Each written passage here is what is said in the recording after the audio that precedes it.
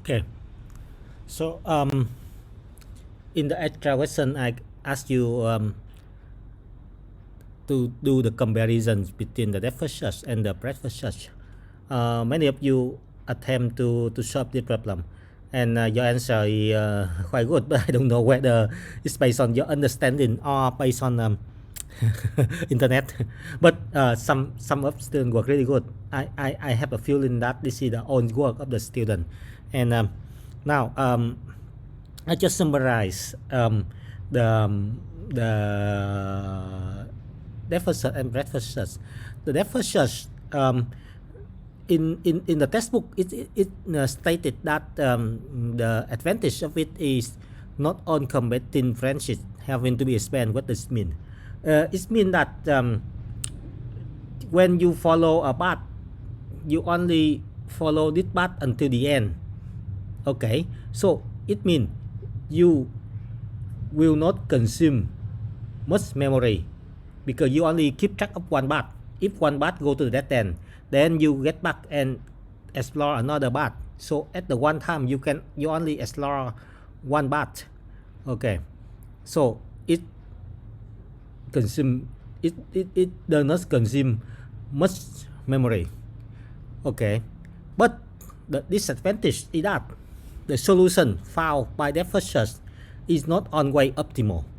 Okay, because it's only the deficit will stop when it find one solution. So it may not be the best one, maybe another one. Okay, available somewhere.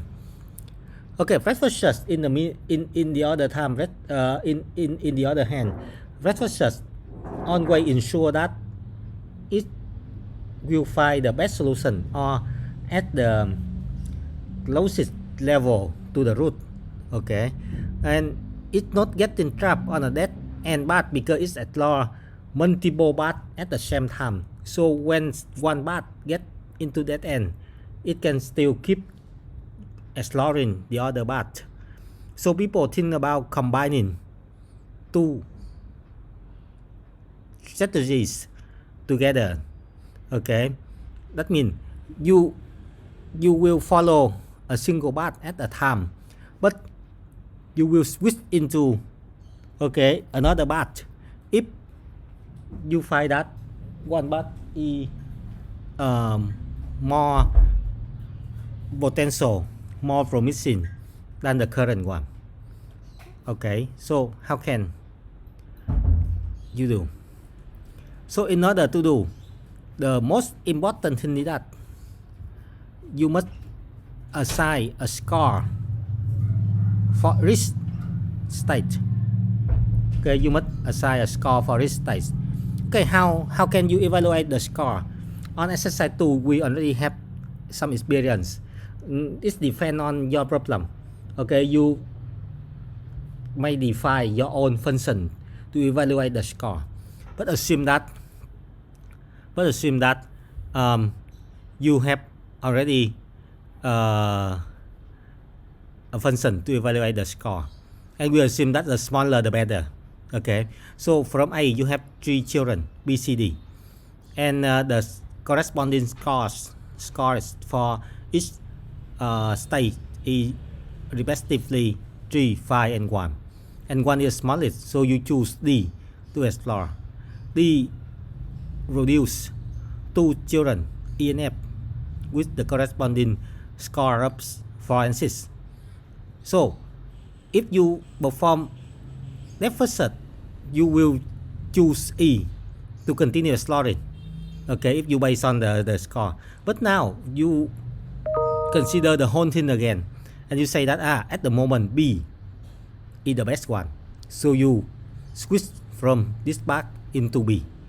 Okay, so from B you have 2 children, G and H. Okay, G and H with the score of 6 and 5. So once again, you do not follow neither G nor H. Instead, you switch back into E because currently E is the best state, and so on and so forth. Okay, from E you have I and J, and you continue follow J, okay, until the end.